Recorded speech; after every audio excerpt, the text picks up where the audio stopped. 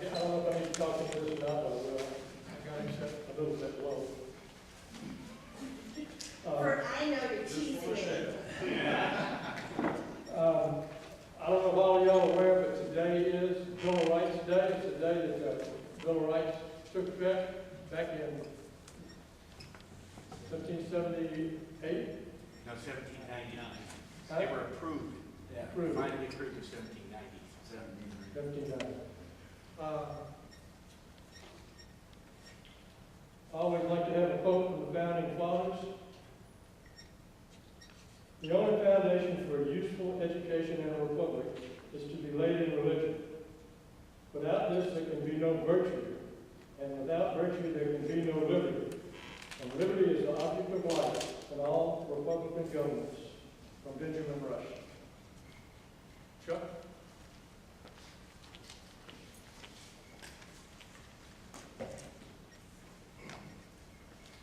Thanks, Rob. This time I'd like to recognize our elected visitors. We've got Sheriff McNation over here. Is there anybody else here? Elected official? Well, you're all welcome. Okay, glad you're here. Real quick, I want to go over a couple things. We got a legislative session coming up in January. There's a couple bills that are really important. House Bill 29, the House version of RFRA. The Senate version has not filed it yet. RFRA is a Religious Freedom Act. It does nothing but reinforce the Bill of Rights, basically. But for some reason, we're having a lot of trouble with it. One of the reasons is, if we have religious freedom, we discriminate against minority groups, like gays. Figure that out, folks. Makes no sense at all. Then we got Senate Rule 674, rules changes, resolution in the Senate. That's about recorded vote, I believe. Is that right, Rob? I think that one is. Yeah. And for some reason, we don't have a recorded vote on the amendments and the final bills. Then Senate Rule 675, English as the official language, needs 2/3 of the House and Senate to be placed on a ballot in November for us to vote on. So, if you would, call your representatives. I got a phone number for Steve Allison, John Wilkinson, and Steve Gooch. If you would, please call these folks, encourage them to do the right thing. Let's bring these bills forward. Let's get them passed because they're very important to each and every one of us. Now, if you'll indulge me for a few minutes, I would like to read something here. It should have been read last month. I didn't pick up on it until after Thanksgiving. But, at one time, we used to have men of integrity running this country. And let me read this to you as written.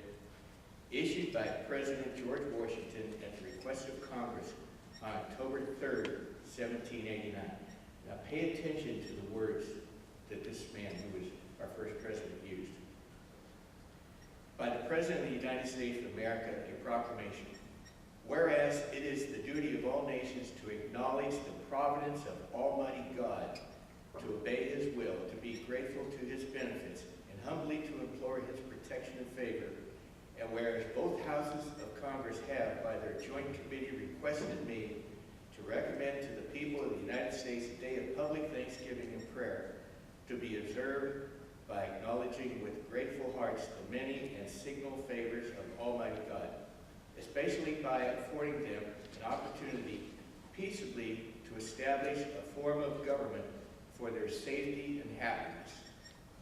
Now, therefore, I do recommend and assign Thursday, the 26th day of November next, to be devoted by the people of these states to the service of that great and glorious being, capital being, who is the beneficent author of all the good that was, that is, or that will be, that we may then all unite in rendering unto Him our sincere and humble thanks for His kind care and protection of the people of this country previous to their becoming a nation, for the signal and manifold mercies and the favorable interpretation of His providence in the course and conclusion of the late war. And you'll notice that some of the words are unusual here, but that's what it's written. For the great degree of tranquility, union, and plenty which we have since enjoyed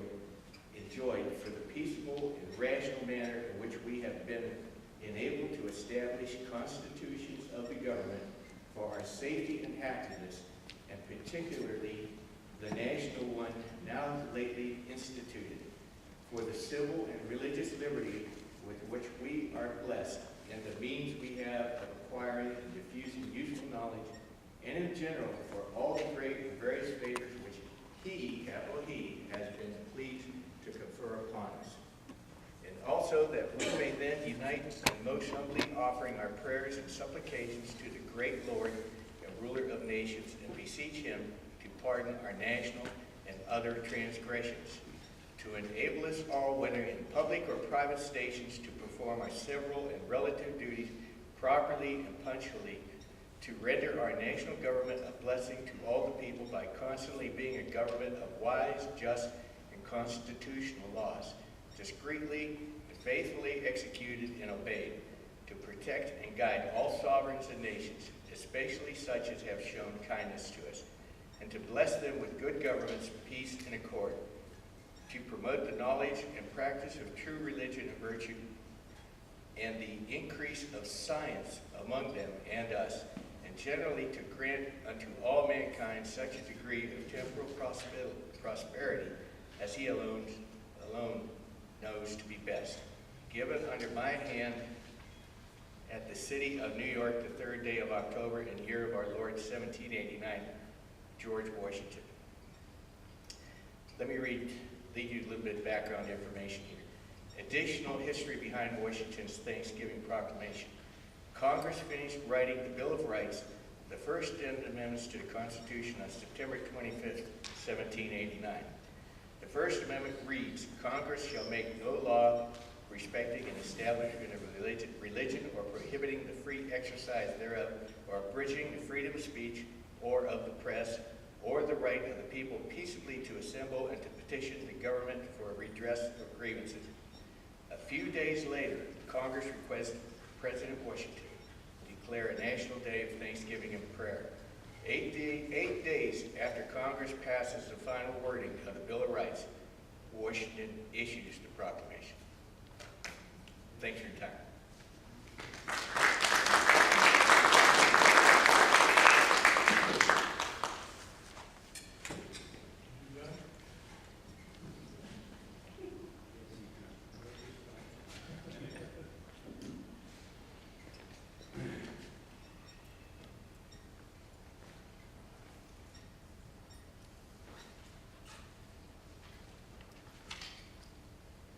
John, where's your hat? Where's my hat? Where's my hat? There's my hat. You want to start passing the hat at this time? I would appreciate that.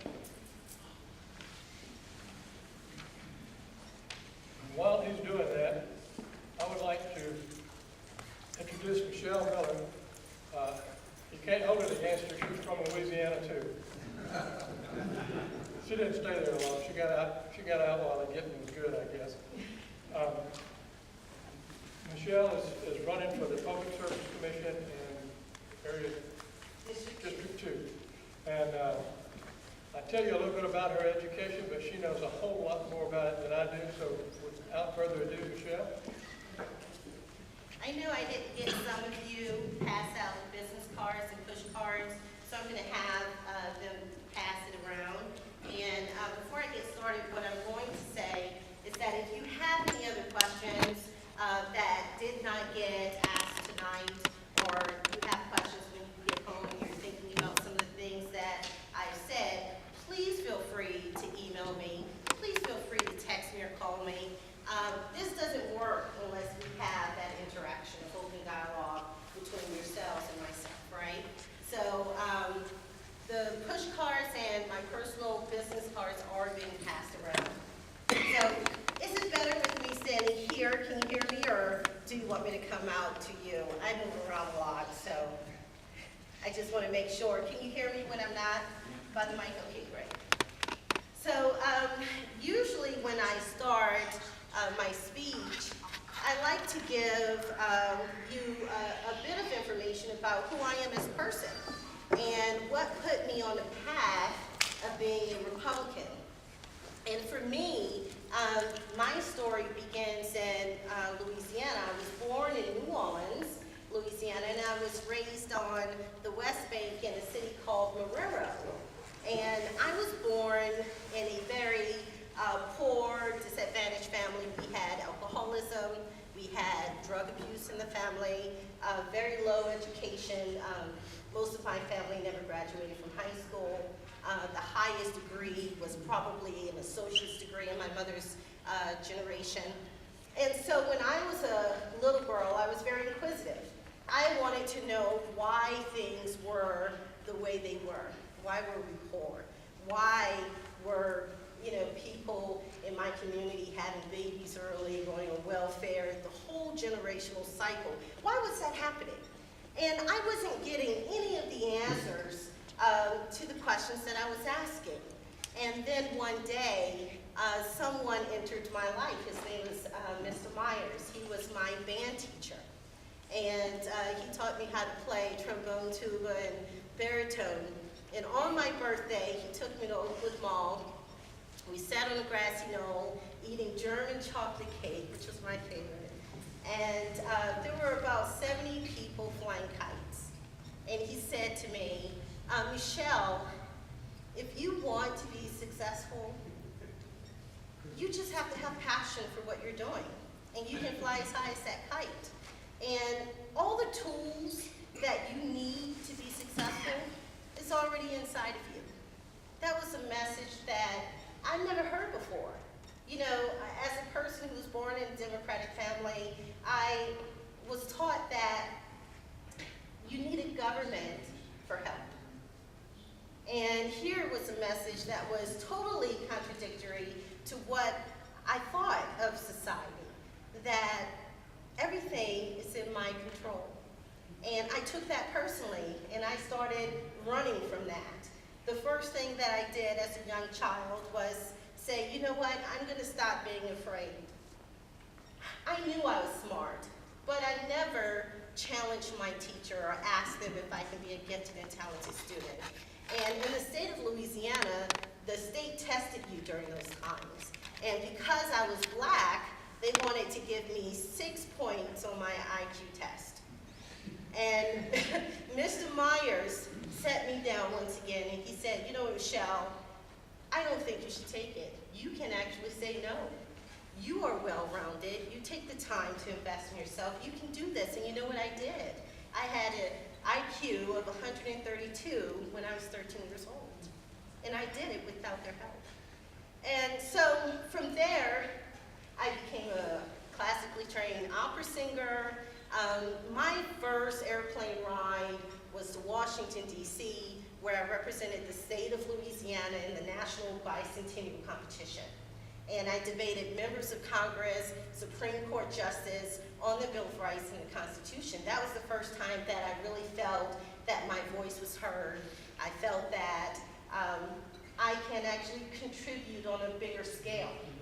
And from there, when I went back home, that happened when I was 16, when I went back home, I realized I have the keys to my life and to success. I can actually make better choices than my parents.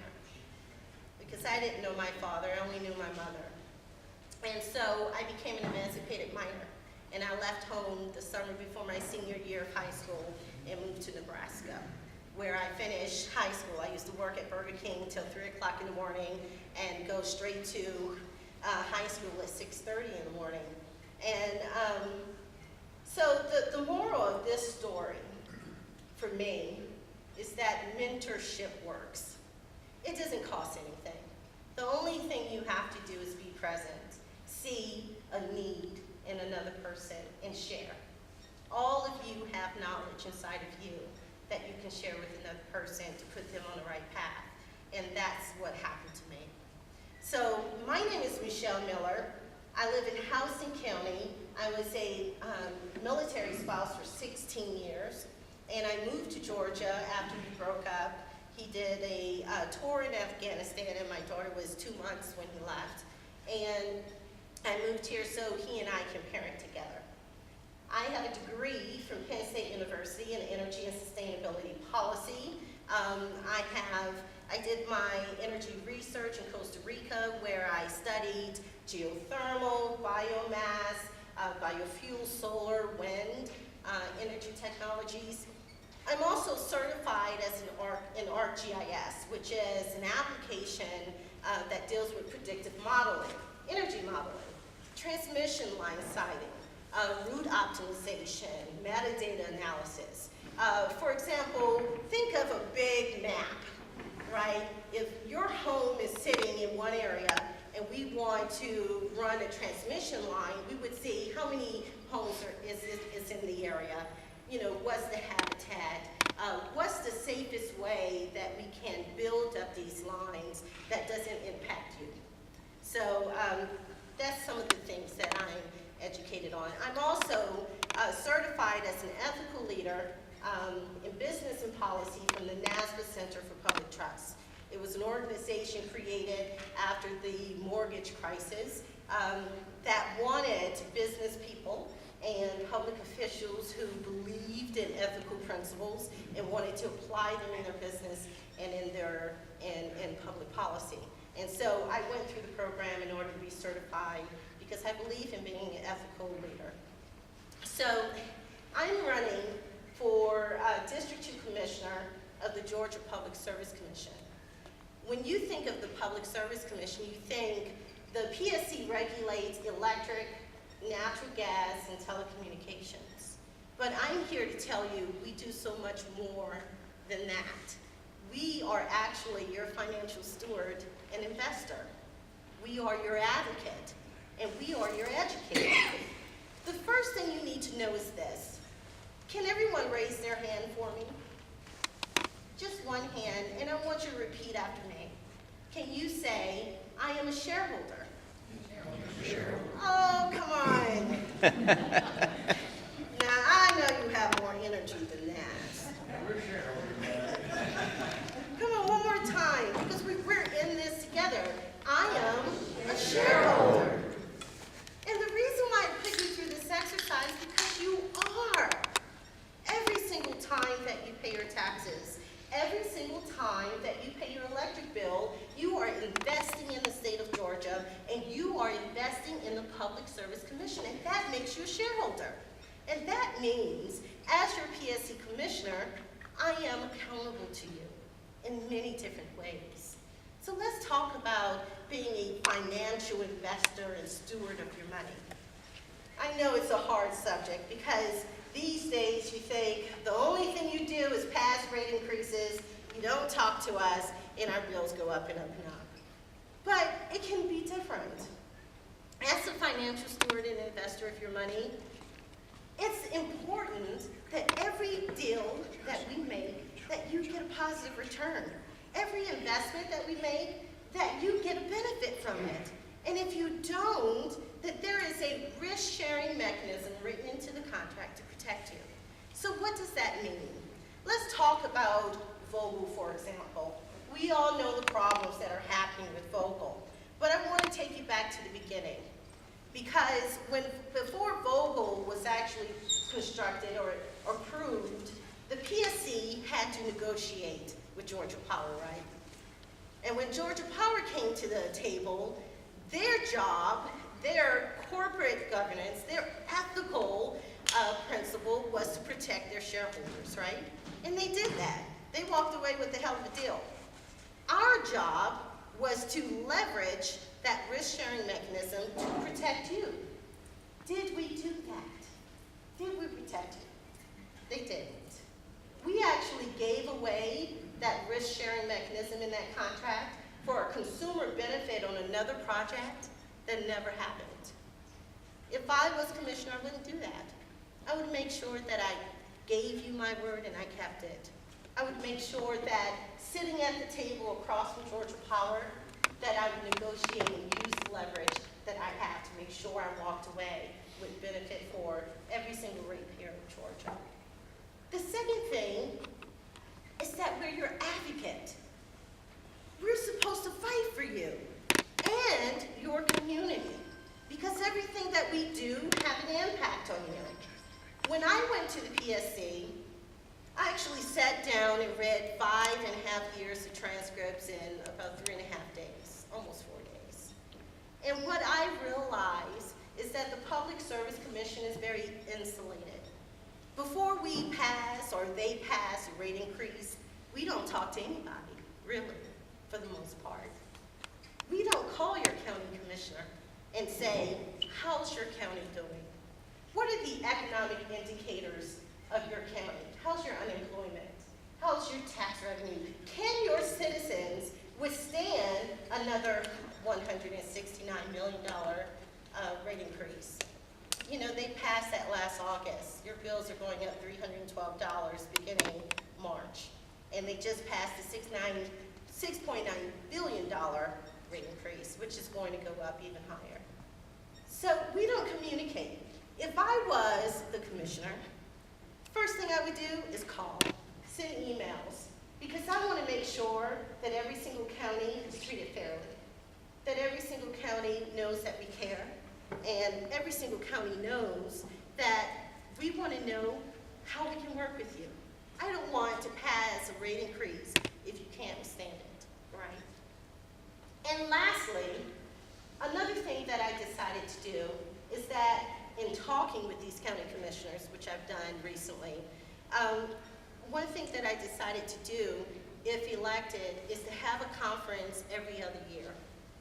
Because in Echols County, in Macon County, York County, in Hall County, there are so many problems happening, and no one is getting on the path of a solution. And so what I realized is if I have a conference every other year, during the year where we don't have a conference, I'll have the county commissioners send me what their most urgent issue is in relation to the PSC. And then for the conference, they'll come and I'll set them in a workshop with industry professionals at USDA or economic development, natural gas, telecommunications, or energy industries to make sure that their problems are heard and they're on the pathway to a solution. We don't have that right now. We don't have any partnerships between our county commissioners. And thirdly, how do we educate you? One, we need to talk to you and let you know what's happening on the PSC. We don't tell you about the rate increases. We don't even tell you what our plan is for the future. For example, when you think about a public service commissioner and his job, in my opinion, from my perspective, I think they have a very singular view. They look at energy as how we can pay for it and how we can consume it. But energy and its technology is much more diverse than that. We can use energy technology as a money saver, as a money creator in your community. We can use it as a job creator. We can use it as a tax revenue stimulator in your community. Every time that I put forth a plan, I want to make sure that we get multiple benefits from it, not just one. So I'm going to give you some examples. The incumbent right now is talking about biomass, right? And his view is that we should reinvest in lumber, in the wood industry, so that we can grow wood pellets in Georgia and sell them to Eastern European markets. That's only one industry. I think from a PSC standpoint that we should actually build a relationship with our farmers. We should invest in them. Because not only will it help your county, but it would also diversify farmers who desperately need it right now. They're losing their shirts on peanuts, they're losing their shirts on cotton, and they really need other alternatives. So my plan is to actually mandate that we need so much biomass, switchgrass, and also miscanthus. Switchgrass and miscanthus, you plant one time, that seed lasts how long? 27, 30 years. So you're only spending that upfront capital cost one time for a 30-year investment, right? So let's break it down. Switchgrass, you grow it. The first year you get maybe 30% harvest. Second year, 50, 60% harvest. Third year you get about 100% harvest, right? You're in positive revenue by Q1, Q2 of year 4. But switchgrass can be an excellent replacement for hay, which the price is volatile here in Georgia. Switchgrass can be turned into biofuel, it can be turned into pellets. California is using switchgrass in moldings around wine bottles, right? The packaging industry is using switchgrass as fillers in packaging. How many industries is that? About 5 that we can tap into? Let's talk about miscanthus. Miscanthus, you grow it. It's the same life cycle, 27 years roughly. Miscanthus can replace, the sawdust that poultry farmers use in their chicken coops. The price is going high. It's hard to get sawdust because the wood pellet industry is using that sawdust back into those wood pellets, right? So this can replace it and stabilize the cost. Miscanthus can also be turned into paper products, right? So there's a lot of things, and it can also be used as pellets, and it can also be used as biofuels. But investing in 1 or 2 crops can yield so much. And if we work in cooperation with Commissioner Gary Black, we can slap a Georgia Grown label on each and every one of those products. Now financially, I want to break down some numbers for you. Let's say you own 3,000 acres of land, right? If we use the BCAP program, which is the Biomass Crop Assistance Program, it's available right now. You'll get $750 per acre. Per dry ton, miscanthus is like 20 dry tons per acre, $60. So let's multiply that. If you had 3,000 acres of land, by time you get ready to sell just the feedstock, that's almost $3.3 million. That's a lot of economic development that we can give our farmers and diversify them. So I really want to invest and create a partnership with each and every one of you and your counties. My name is Michelle Miller, and I'm running for District 2 Commissioner of the Georgia Public Service Commission. And I need your help. I need volunteers. I need money. I need you to talk to other people in your community and let them know that you have someone who has education, you have someone who has experience, and you have someone who has a deep burning desire to be a public servant for you. I didn't have to run this election and get my education on the Public Service Commission. I've invested in myself. I've taken the time to get educated. I've taken the time to get experience. And I want to work with you and for you on day 1. Any questions? Yes? First of all, what is District 2 encompass? District 2 is from Gwinnett all the way down to Houston County, and then it goes over to the right, Lawrence, and so on. Yes. So it's almost the second biggest PSC district. How many people serve on the commission, and also, are you familiar with their backgrounds? Yes, there are 5 commissioners on the PSC. Each one has a district. Even though we have districts, it is a statewide election, and that does not necessarily mean you can only help within your districts. Some commissioners have gone outside of their districts to help counties. As far as the education and experience, in the last 20 years, there hasn't been anyone who had education or experience in this industry before getting elected to the PSC. Yeah. You were talking about a rate increase earlier, $300 some. What was that about? Yes, August 26th, they approved a rate increase of $169 million, and that will impact your electricity bill beginning March of next year, and per person is going to go up roughly $312 per month.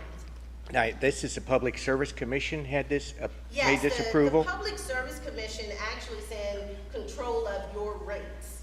That's Your rates for local natural electric gas, rates. Your rates for electricity, and some of the rates for telecommunications. And so they have only denied a rate increase one time.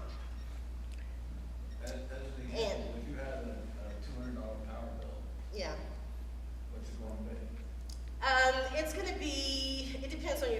kilowatts. It's gonna be Yeah. roughly point, if you use the same kilowatts.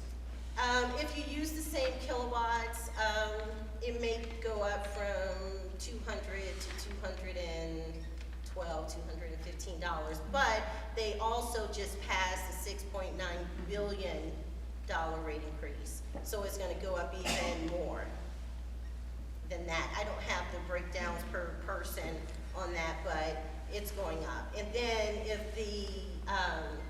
if we allow the Southern Company to purchase AGL, it's gonna go up even more. Because Southern Company does not have the financial funding to purchase AGL, that's $8 billion. And so, in order for a company to finance $8 billion, what do? They're going to ask their subsidiaries to raise their revenue so they can pay for this debt. Well, AGL is gonna raise their rates. Georgia Power is gonna raise their rates because we have the Territorial Act. It's not like they can get more customers. So I think if this deal is approved, the first thing you'll see is Georgia Power coming to the PSC and filing more rate cases so that they could pass this on to you. Well, we're a co-op, so is that going to affect us? Yes, even if you're EMC, it will affect you because EMCs are not really allowed to generate you're Blue Ridge. Yeah. Oh, okay. We're TVA. Yeah. You're TVA in Blue Ridge. You got worse problems than, I'm sorry. You got worse problems than Georgia Power, but Do you have any power over TVA at all? no. TVA was established in 1935 by the New Deal. You all know the history. We do not have any power over the TVA and quasi-regulate Blue Ridge. The best hope that we can have for the TVA Blue Ridge Mountain situation is that they are allowed to deregulate. If they deregulate from the TVA, you'll probably have more control over your rates. Your rates probably, hopefully, will drop.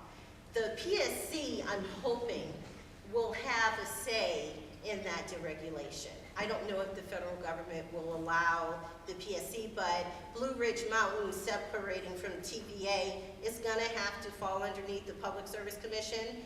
I don't know how extensive our control over the deregulation process would be. That's uncertain at this time. But the main problem is that TVA is so heavily in debt, they're gonna try and get that money somehow. And Blue Ridge Mountain taking on some of that, it's gonna be a tricky situation. It really is. I did some research and several people said, several opinions that I've read said that they should sell off their assets in order to pay off some of that debt.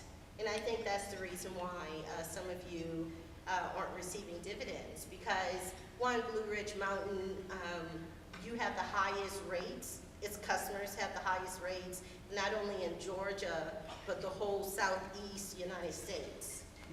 That's how high your bills are. So there's been a lot of mismanagement, yeah. And it's because the way TVA is set up, it's a separate organization. It's not really ruled by the federal government, but yet it's not really a private company. And so there has been great abuses happening and a lot of inefficiencies in handling their accounting practices, I think, and their investments. Oh, yes. Very true. Are you saying TVA should sell off assets or EMC should sell off assets? TVA should sell off assets Okay. to cover the debt. My fear is if they don't sell off assets to cover the debt and it becomes a private company, then how do they shift that debt to the people that are buying from them? Yeah. Because Blue Ridge Mountain, from what I've read, can only purchase electricity from TVA. Right. And if they deregulate, does that mean that Blue Ridge is open up to purchase electricity from other sources? Is it only gonna be Georgia Power or MEX or, you know, there's a lot of unanswered questions on how that's gonna flow. But what's important is, I think if they are heading towards deregulation, it's important that you unite and build a coalition and make sure that TVA does not write the legislation for its own deregulation, because I think it's gonna have a serious impact on you guys. I know most of us here are old enough to remember, the Georgia Power Company asking for rate increases. Yeah, They go in and ask for $100 million increase, for instance. yeah, they still do it. They need $500 million Yeah. increase. They ask for $100 million.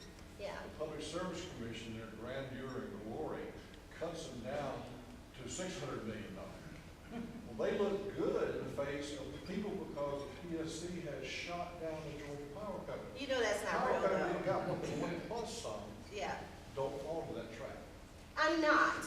You know, in reading the transcripts, what I realized that there was a irregularity.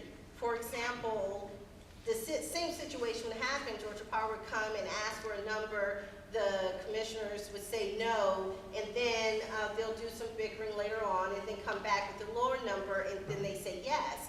And it's from my perspective, the original number was not the number they really wanted. But the number that they cut them down to ensured their reelection. Very true. Just like, you know, during last election and this election, the PSC says that Georgia utility rates is one of the cheapest nationwide. It's 15% below national average. But if you go back and look up those records, what you'll find is in June and July of 2013, before election cycle took off, they made moves to reduce our utility rates to 15% below national average. But if you look before June of 2013, it was actually 27% above national average. And Georgia is actually ranked number 10 most expensive utility state. And so here's the problem. I'm warming up a little. Here's the problem. We cannot afford to keep going the way we're going, right? You sit on the Public Service Commission and you say, okay, we're going to give all this money to build power plants because we have so much demand. But you're missing the point. You're missing a solution that would cut all of that money, which is building a partnership with residents and businesses. For example, think of this. What if every business here in your community had access to renewable energy technology or energy technology on their buildings? And they're working with Blue Ridge Mountain EMC, right?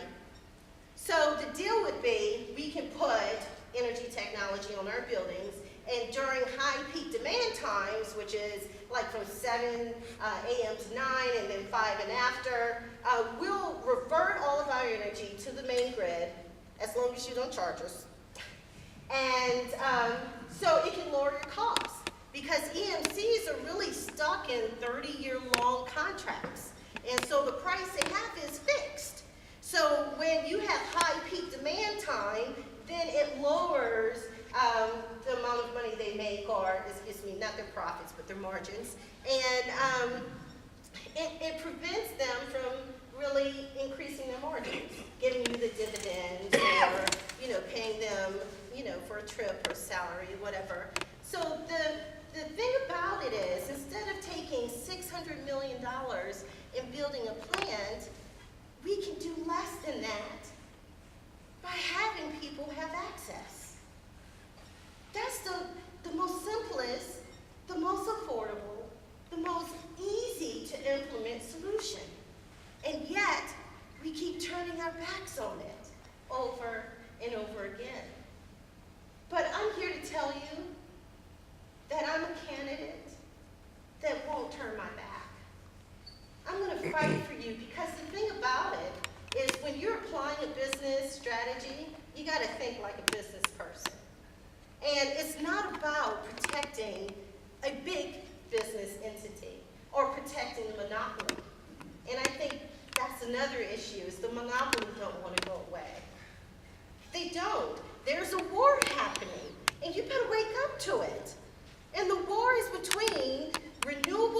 new technology in their old business models because they had it. They had their profit. And now this new technology is going to cut rates. Now you don't need the main grid. Oh my God, we need to start changing laws like SB 31 that they approved, which made you locked into being responsible for every investment, right? Even those cost overruns. And I'll tell you my opinion on the cost overruns. As citizens, as residents of Georgia, we are shareholders, but our responsibility ends when we make that investment. When it goes past that investment amount, and it's bad decision-making, and it's costly mismanagement, you shouldn't be responsible for that.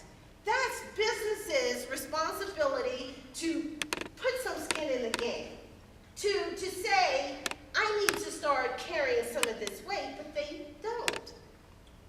They allow them to shift all of that to you, and that's unfair. There needs to be a line, and they're trying to blur that line. Yes. We have natural gas coming in from two sides on this county here. We have it in Fannin, we have it down in White County, coming up the road here. Are you guys They're building regulating pipelines. that? Pardon me? Are you regulating that gas line coming in? I mean, the prices and everything? Or is that going to be a market determination on the price You of mean that free gas? enterprise? Hmm? You mean free enterprise? Yes. With natural gas, we actually regulate the rates. The gas marketers actually work with the PSC to set rates. They come and they make their cases, whether they need increases or, make a case that, yeah, we can give ratepayers credits. So in that case we do, and in the safety portion of how they're constructing it, we regulate it. But your question is, are we... Well, is it going to be coming available here? I mean, obviously it's coming towards us. Does that Yeah. mean, are you regulating where the lines are going, or are you just approving what we're they just want to a- do, what the companies want We're to do just that are running the lines? approving whatever that cost would be. Now, I know that AGL has some plans to, for pipelines. I don't know where they are. Sometimes there's trade secret. You just don't know that information until you're on the commission, and I don't have access to that. I can tell you that last year, there was a rate increase of 12.75% for allotment of that increase in infrastructure, those pipelines. I don't know where the pipelines are Yeah. going. Okay, I got a second question now. Yes. We have But a I'll series, Go look ahead. and see if I can find it. okay, Yes. we have a series of solar units around here, okay? Yeah. I got a Solar serious farms. problem with them. Okay. Nobody has to maintain those solar units. They work automatically, yet we pay a premium for that electricity. Yeah. No way. I mean, From Blue you Ridge can Mountain, scrap all the you solar units out there. We can buy electricity cheaper than that, so why are we paying a premium so some guy can take a couple acres of his land and make a profit on me? I have to look into that deal, because let me break down how a solar deal is. Because a lot of people think the actual farmer makes all the money, and sometimes that isn't true. In the Georgia Power Advanced Solar Initiative, it was mostly businesses that won those contracts, and so they go to the farmer and they rent out the land per acre, and they get a nominal fee, more than what they would make if they grow crops. And then, they put the solar panel, and I think it was like between 13 cents or 15 cents per kilowatt hour. Georgia Power avoided cost, well, really, I can't even say that with that. But I don't know why. With Blue Ridge Mountain, they're costing so much. Yeah, well, it's a sweet deal for somebody. I would love to look at the books and see what, the other scenario, and this is me thinking, the other scenario is because their other electricity rates is so high that they're being charged out of the wazoo for so many things from TVA. So one thing that a business does is it has to spread those costs. So there may be other hidden charges within how they're producing that solar as far as on their books that they're passing down those costs. And that's why you see the really high rates in solar. Usually with the solar farm, it's, hold on, if it's, depending if they take that, you could get positive cash flow within 4.5 to 5 years. So there's no reason for it to be that high. There really That's my isn't. point. That's my Yeah. point. And I think they're just passing, you know, the debt that they're having from the TVA situation onto that project. Okay, Michelle, Rob. we're gonna have to wrap this up. Jackie's Yes. got a question. Last question. I'm sorry, did I confuse you? I'm sorry. You named what your district, Yes, and that does not include that. yes. Just because you're in the district, every commissioner has districts, does not mean it's a district-only election. It's a statewide election. Well, is someone who is in charge of our district? Tim Eccles. Do you know him? Eccles. Tim Eccles. He's best known for the Masters scandal. As soon as he was elected into office on PSC letterhead, he sent the Masters a request for practice round tickets. And when they ignored him, he sent another letter on PSC letterhead saying that if he doesn't get the tickets, he'll be doing some regulating. Because at that time, we actually controlled a certain portion of transportation, mainly limousines and permits for limousines and so on. So he was going to show up at the Masters on opening day and actually regulate the limousines as they come in to be a nuisance. But he In office, right? he is in office right now, and I'm running against him. I'm trying to get him out. And so then you would be over our area. Yes, I'm over, it's the whole state of Georgia.